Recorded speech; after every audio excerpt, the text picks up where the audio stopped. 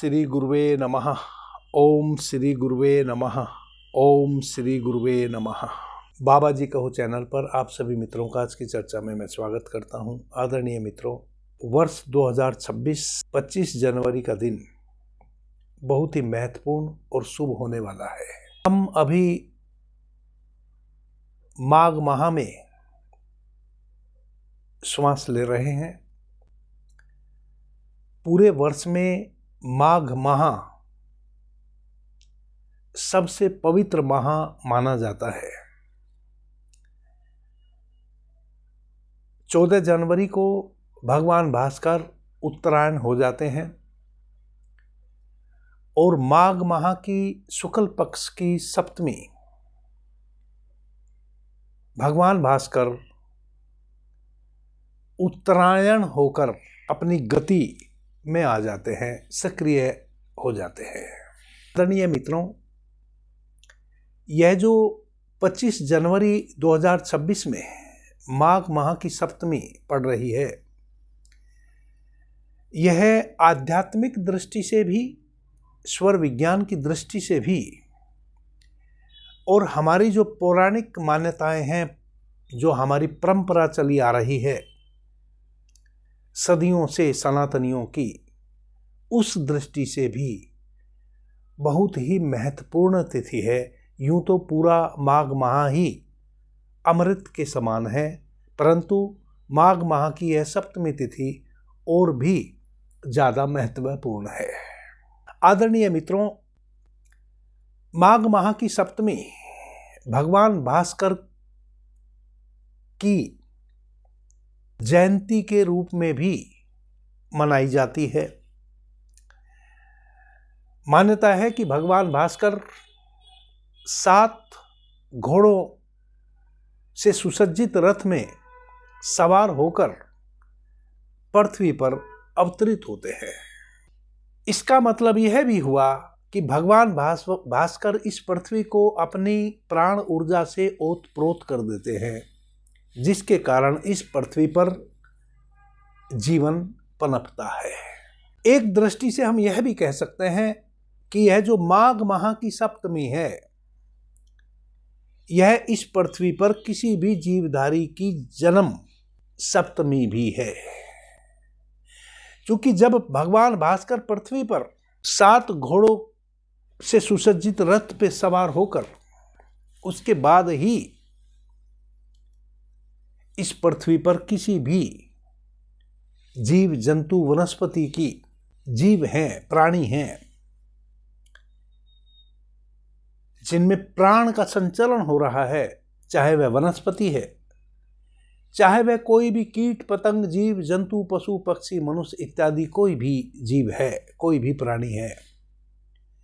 हम कह सकते हैं कि जीव मात्र की उत्पत्ति कम से कम पृथ्वी पर उसी दिन से हुई है जिस दिन भगवान भास्कर का अवतरण हुआ है पृथ्वी पर, और वह दिन वही है जिसको हम रथ सप्तमी के नाम से भी जानते हैं, जिस दिन भगवान भास्कर पृथ्वी पर रथ में सवार होकर अवतरित होते हैं। इसीलिए स्वर विज्ञान की दृष्टि से भी यह तिथि अति महत्वपूर्ण है। क्यों?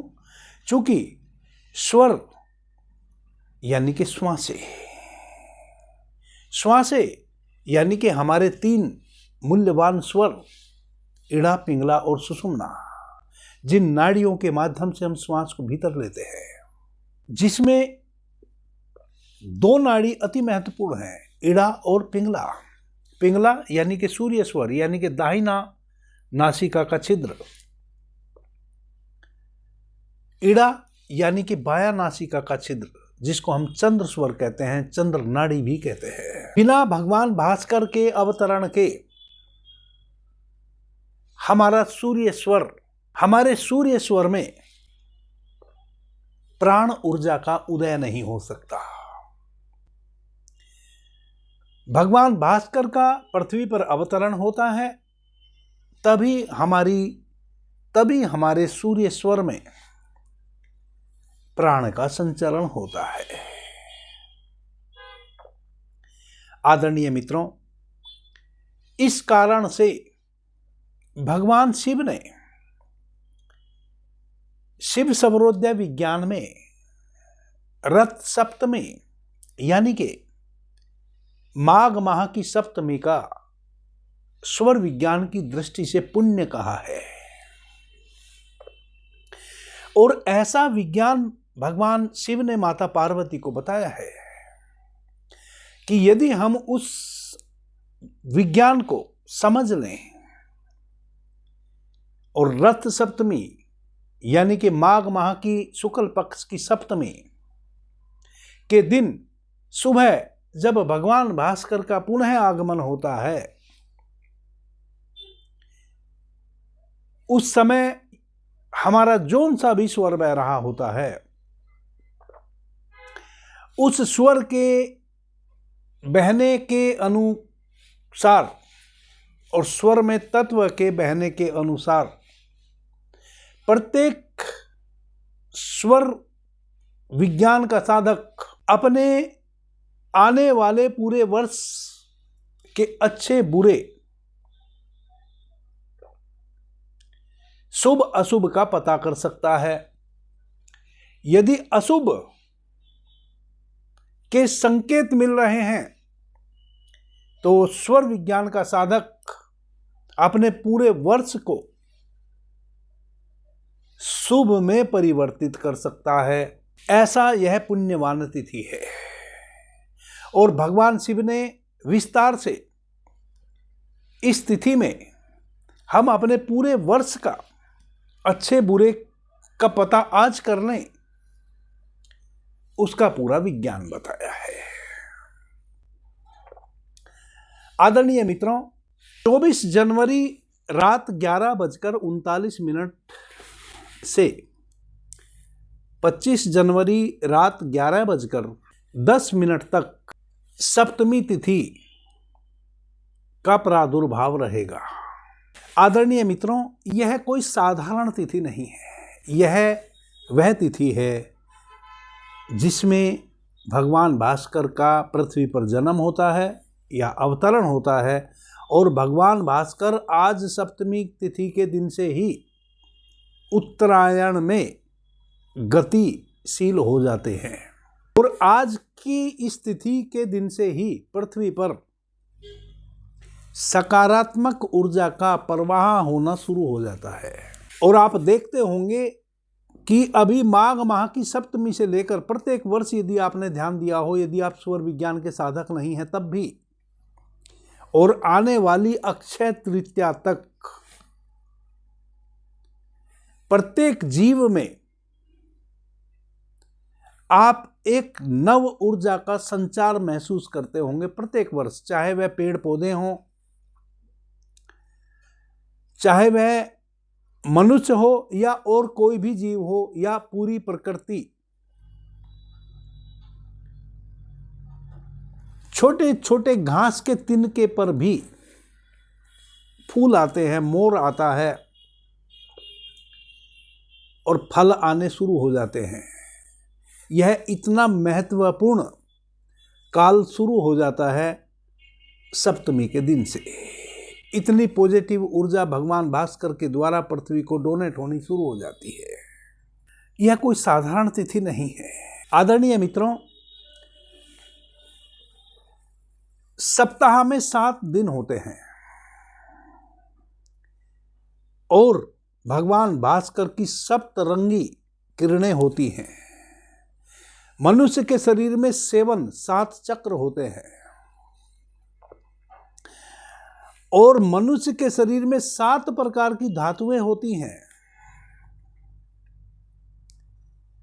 और भगवान भास्कर 7 श्वेत घोड़ों से सुसज्जित रथ से सवार होकर पृथ्वी पर अवतरण लेते हैं। यह केवल और केवल ऊर्जा का प्रतीक है। रथ सप्तमी के दिन से आपके भीतर 7 चक्रों पर ऊर्जा के तल बदलते हैं, जिस कारण से आपकी मानसिक स्थिति बदलती है। बहुत सूक्ष्म तल पर आपको पता नहीं चलता। आपके सातों चक्रों की ऊर्जा परिवर्तित होती है। वैज्ञानिक दृष्टि से आज के दिन से सर्वाधिक विटामिन डी भगवान भास्कर की किरणों से लिए होता है। जब आप सप्तमी तिथि के दिन भगवान भास्कर को पवित्र नदी में स्नान करके, नदी तालाब में स्नान करके या खुले में कहीं भी स्नान करके, जहां आपके शरीर पर सूर्य की किरणें सीधी पड़ रही हों, आप तालाब में स्नान करें या इंडे पे स्नान करें, कुएं पे स्नान करें या किसी बहती नदी में स्नान करें या अपने हैंडपंप से स्नान करें, खुले में जब आप स्नान करते हैं और उस स्नान के समय आपके शरीर के ऊपर भगवान भास्कर की वह लालिमा लिए हुए किरणें पड़ती हैं और फिर आप स्नान के बाद भगवान भास्कर को भीगे शरीर में जल अर्पित करते हैं, तो यह वह समय होता है सप्तमी के दिन जब आप भगवान भास्कर से पर्याप्त मात्रा में विटामिन डी अपने भीतर शोषित कर लेते हैं। यह बड़ी महत्वपूर्ण तिथि है स्वास्थ्य की दृष्टि से भी। भगवान भास्कर की सप्तरंगी किरणें हमारे शरीर पर पड़ती हैं ताजी ताजी, हमारे भीतर चेतना का विकास होता है। चूंकि हमारे सातों चक्र की ऊर्जा परिवर्तित होती है, सातों चक्र की जो अपनी स्वयं की ऊर्जा है उसमें आमूलचूल परिवर्तन आता है, जिस कारण से हमारी आत्मिक उन्नति का पथ निर्मित होता है माघ माह की शुक्ल सप्तमी के दिन। इस कारण से भी यह अति महत्वपूर्ण तिथि है। यदि जीवन में अंधकार है तो भगवान भास्कर की पूजा करो, उनका स्मरण करो। चूंकि अंधकार तभी तक है जब तक आपके जीवन में सूर्य के प्रकाश का अभाव है। जहां सूर्य का प्रकाश अवतरित हुआ, अंधकार का पता भी नहीं चलता वह किस कोने कातुर से किस दिशा से निकल गया, उसके फिर आपको कभी दर्शन नहीं होते। अंधकार से सदैव के लिए आपका छुटकारा हो सकता है। आदरणीय मित्रों, हम तो स्वर योगी हैं, स्वर विज्ञानी हैं, इसलिए आज के दिन का जो स्वर विज्ञान के अनुसार मूल्य है उसी पर ज़्यादा ध्यान केंद्रित करने की कोशिश करेंगे। जैसा कि मैंने कहा, 24 जनवरी रात्रि 12:39 से ही सप्तमी तिथि प्रभावी हो जाएगी और 25 जनवरी रात्रि 11:10 तक सप्तमी तिथि प्रभावी रहेगी। इसका मतलब जब भगवान भास्कर का सुबह अवतरण होगा तो वह सप्तमी तिथि में अवतरण होगा। भगवान भास्कर में लाली जब आपको दिखाई देवे पूर्व दिशा में, उस समय से लेकर और जब पूरी तरह भगवान भास्कर से किरणें अवतरित हो जाए, पृथ्वी को छूने लगे, उस समय तक यह लगभग 6-8 मिनट का समय बहुत महत्वपूर्ण होता है। यही वह समय है जब आप अपने पूरे वर्ष का अच्छे बुरे का अनुभव स्वर विज्ञान की दृष्टि से कर सकते हैं। इन आदरणीय मित्रों, सबसे पहले सप्तमी के दिन यानी कि 25 जनवरी को आपने सुबह सवेरे निद्रा से जगना है, स्नान इत्यादि से निर्वृत्त हो लेना है और भगवान भास्कर के अवतरण का साक्षी बनना है। अपने घर के आंगन में या अपने कमरे की खिड़की में, जहाँ से आपको भगवान भास्कर के सीधे दर्शन हो जाते हों, या अपने घर के टेनिस पर या खुले में कहीं भी आंगन में, जो भी आपके लिए उचित हो वैसा स्थान आप चुन लें जहां आप बैठ जाएं शांति से और आपको भगवान भास्कर का अवतरण होते से ही दर्शन हो जाएं। तो पूरब दिशा की ओर मुंह करके बैठ जाएं। भगवान भास्कर के अवतरण से 5 मिनट पहले। पूरे भारतवर्ष में मिनट, 2 मिनट, 4 मिनट का फर्क होता है भगवान भास्कर के अवतरण में।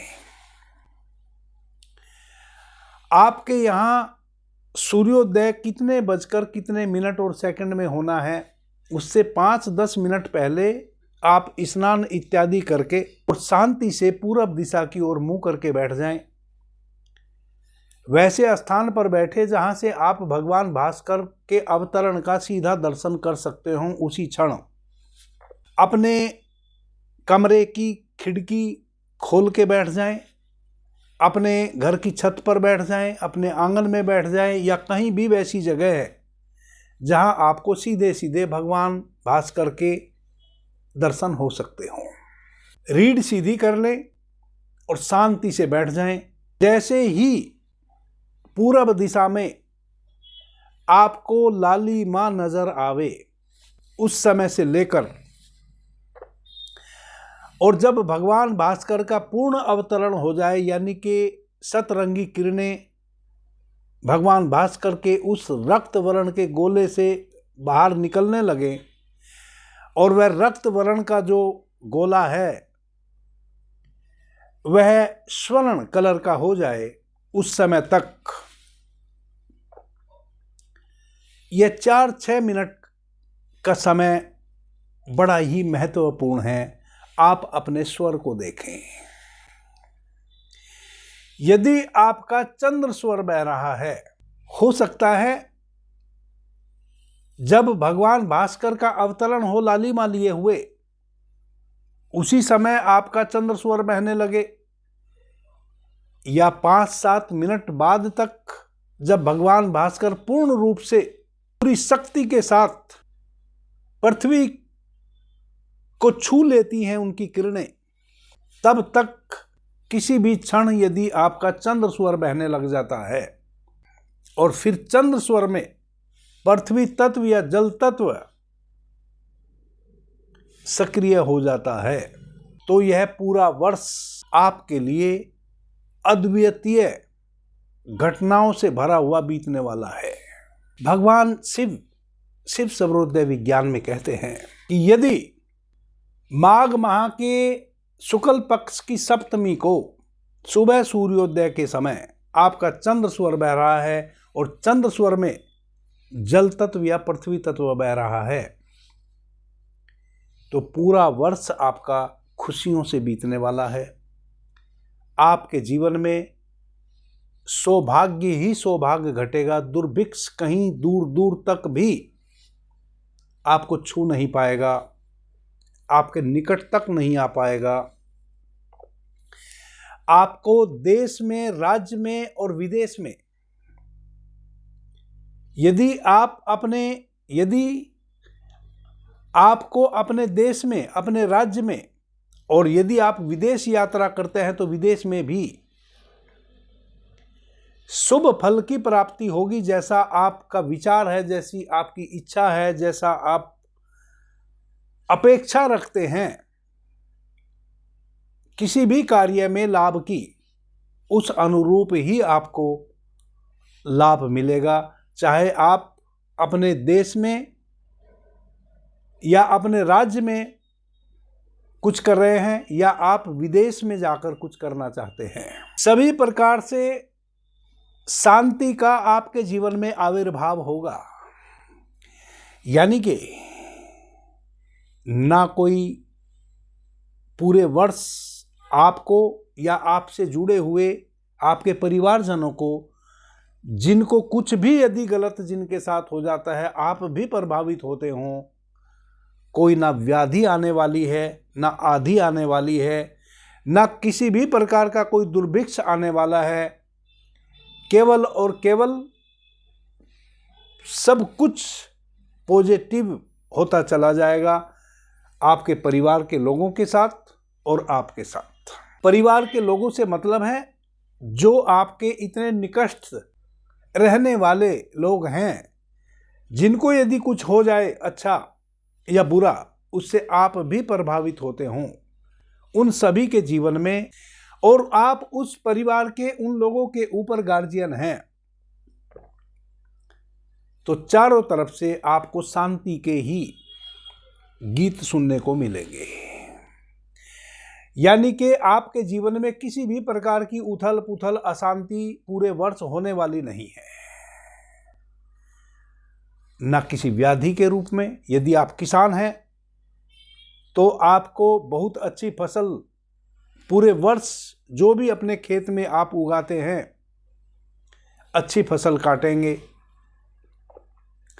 यदि आप कहीं के राजा हैं तो आपका पूरा राज्य, चूंकि उस राज्य के गार्जियन आप हैं, राजा आप हैं,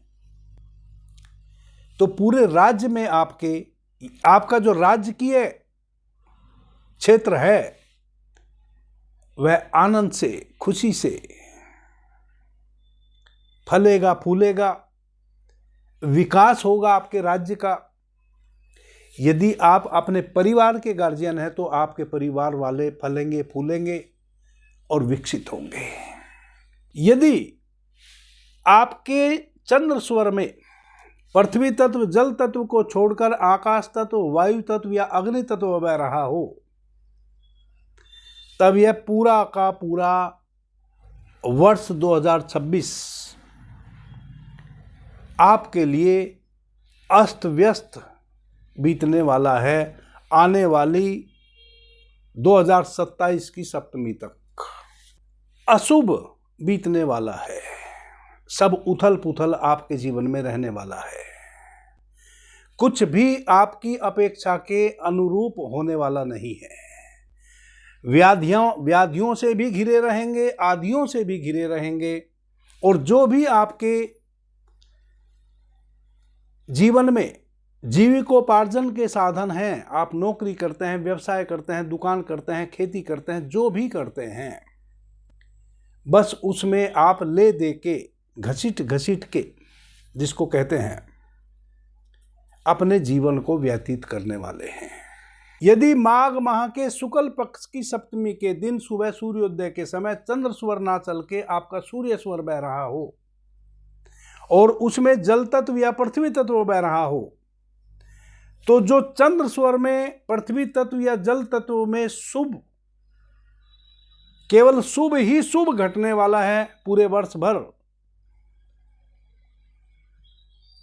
तो उसको आधा समझें।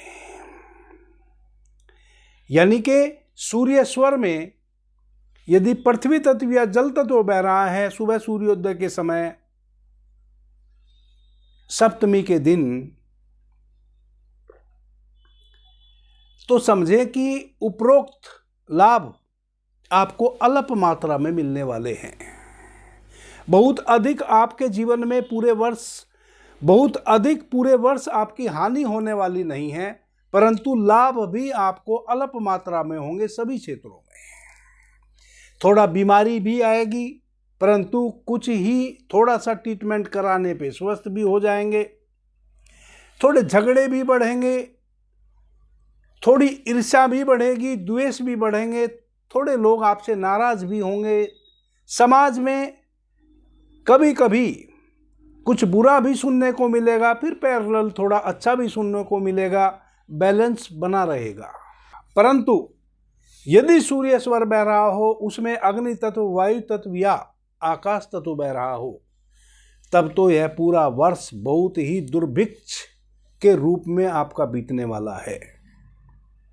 तब किसी ना किसी की परिवार में अकाल मृत्यु होगी। जो भी आपका जीविकोपार्जन का संसाधन है, जो भी उद्योग आप करते हैं, मजदूरी करते हैं, नौकरी करते हैं, बिजनेस करते हैं, जो भी उद्योग करते हैं, वह उद्योग भी आपको नुकसान देने वाला है और पूरे वर्ष में आप कई उद्योग भी बदलने वाले हैं। वरना तो जिस उद्योग में आप हैं वह आपको भयंकर नुकसान देने वाला है। सामाजिक हानि भी आपकी होने वाली है और हर प्रकार के कलेश कलह से आप पूरे वर्ष घिरे रहेंगे। आदरणीय मित्रों, मैं हाथ जोड़कर निवेदन पूर्वक कहता हूं कि यह मैं नहीं कह रहा हूं आपको। मैं तो सबकी शुभेच्छा चाहता हूं, सबका भला चाहता हूं, किसी के भी जीवन में किसी भी प्रकार का दुर्भिक्ष ना घटे वैसा चाहता हूं। परंतु यह एक पौराणिक विज्ञान है। भगवान शिव ने माता पार्वती को ऐसा कहा है और इसके पीछे बहुत सूक्ष्म और गहरा विज्ञान है। इस कारण से ऐसा घटेगा तो घटेगा। क्या करे कोई फिर? एकमात्र शिव सर्वोदय विज्ञान ऐसा साइंस है, ऐसा विज्ञान है जो सबसे प्राचीन भी है। भगवान शिव ने माता पार्वती को कहा है, जिसको यदि आप समझ लें तो आपके जीवन में जितने भी दुर्भिक्ष आ सकते हैं उन सभी दुर्भिक्ष से आप बच सकते हैं। माघ माह के शुक्ल पक्ष की सप्तमी की सुबह सूर्योदय के समय चंद्र स्वर में पृथ्वी तत्व जल तत्व बह रहा हो तो किसी भी कीमत पर वैसे व्यक्ति को पूरे वर्ष किसी भी प्रकार हानि होने वाली नहीं है। चाहे वह हानि सामाजिक हो, धन की हो, मन की हो, बुद्धि की हो, परिवार की हो, किसी भी प्रकार की हानि होने वाली नहीं है। यदि अग्नि तत्व, वायु तत्व या आकाश तत्व बह रहा हो तो केवल हानि ही होनी है सभी तलों पर। और यदि सूर्य स्वर बह रहा हो और उसमें पृथ्वी तत्व या जल तत्व बह रहा हो तो हानि और लाभ पूरे वर्ष जुड़े रहेंगे। और यदि अग्नि तत्व, आकाश तत्व, वायु तत्व बह रहा हो तो हानि के अतिरिक्त और कुछ हो नहीं सकता। ऐसा भगवान शिव ने संकेत दिए हैं कि यदि इस प्रकार से आपके स्वर बह रहे हों और उनमें इस प्रकार से तत्व बह रहे हों, उस समय जब भगवान भास्कर का अवतरण हो पृथ्वी पर तो आपके साथ पूरे वर्ष इस प्रकार की घटना घटने वाली है और इसका पूरा विज्ञान है। परंतु एकमात्र शिव सर्वोदय विज्ञान ऐसा विज्ञान है इस जगत में जो सबसे प्राचीन है, सबसे अद्वितीय है, सबसे गुड्य है और सबसे प्यारा आपका मित्र है कि यदि आपके विपरीत स्वर आज आप चल रहे हों जो इस बात का संकेत देते हैं कि आपका पूरा वर्ष अच्छा होना है या बुरा होना है, और विपरीत स्वर में तो चूंकि बुरा ही होना है और विपरीत तत्व में तो चूंकि बुरा ही होना है, इसका मतलब यदि आप स्वर विज्ञान के साधक हैं और स्वर विज्ञान की दृष्टि से अपने जीवन को जीने का प्रयास कर रहे हैं तो आप इस अनहोनी को भी अनहोनी में टाल सकते हैं। यही स्वर विज्ञान की शक्ति है, यही स्वर विज्ञान की ताकत है। और वह रहस्य भी भगवान शिव ने माता पार्वती को बड़े विस्तार से कहा है कि कैसे आप इस होनी को अनहोनी में बदल सकते हैं। होनी यानी कि ऐसा होना है यदि आपके स्वर वैसे चल रहे हैं, परंतु इसको भी अनहुआ किया जा सकता है, इसको भी टाला जा सकता है यदि आपके स्वर विपरीत बह रहे हैं। और उसको कैसे टालें, यही भगवान शिव ने माता पार्वती को बड़े विस्तार से शिव सर्वोदय विज्ञान में कहा है। जिन मेरे भाई बहनों को जो मुझे सुनते हैं, और मैं डरा नहीं रहा हूं किसी को, आप मुझे सुन रहे हो या ना सुन रहे हो, आप स्वर विज्ञान को फॉलो करते हो या ना करते हो, कितना भी आपने आज रथ सप्तमी के दिन पुण्य किया हो, दान किया हो, कितना भी पवित्र नदी में स्नान किया हो और कितना भी आप किन्हीं के चरणों में अपने शीश नवाए हों, यदि आपका स्वर विपरीत है, जैसे कि चंद्र स्वर चलना चाहिए उस दिन और सूर्य स्वर बह रहा है, तो वह होना है जो इस सूत्र में भगवान शिव ने माता पार्वती को कहा है और वह मैंने आपको बताया है। परंतु भगवान शिव ने इससे बचने के उपाय भी कहे हैं और एकमात्र शिव सर्वोदय शास्त्री है जो आपको बचने का उपाय भी बताता है। और 100% यदि आप उस उपाय को फॉलो करते हैं तो किसी भी कीमत पर दुनिया की कोई शक्ति नहीं है आपके जीवन में कोई दुर्भिक्ष घटे, कोई वैसी दुर्घटना घटे जो आपको आहत कर सकती है।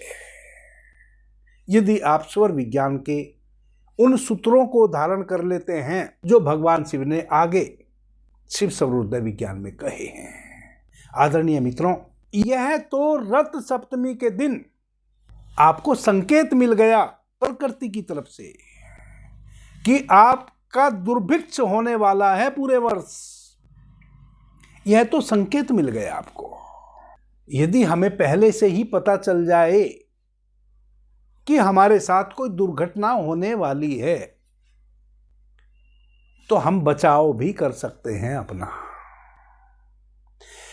तो भगवान शिव ने आपके साथ दुर्घटना घटने वाली है, उसको आप कैसे समझें वह भी विज्ञान बता दिया है कि रथ सप्तमी के दिन आप इस प्रकार से अपनी श्वासों में तत्वों की पहचान करें और जानें कि कौन सा तत्व बह रहा है तो उसका क्या फल आपको मिलने वाला है।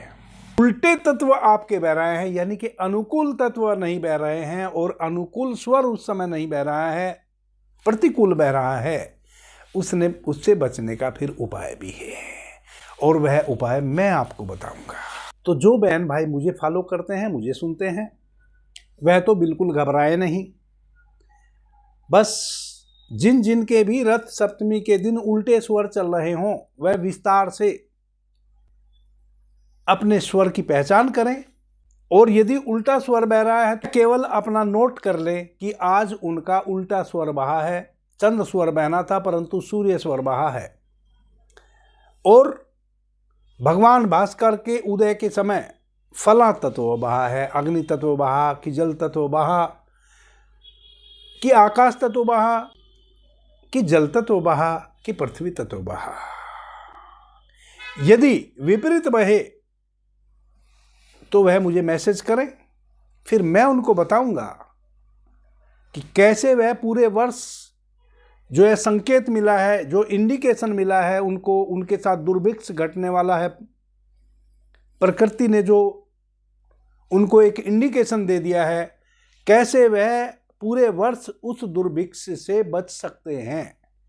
जो मित्र मेरे से जुड़े हैं, मुझे सुनते हैं, मुझे फॉलो करते हैं, उनका दुर्भिक्ष नहीं होगा।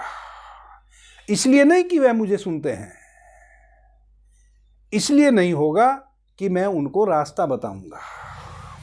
आपके जीवन में सभी शुभ हो। इस रथ सप्तमी को भगवान भास्कर की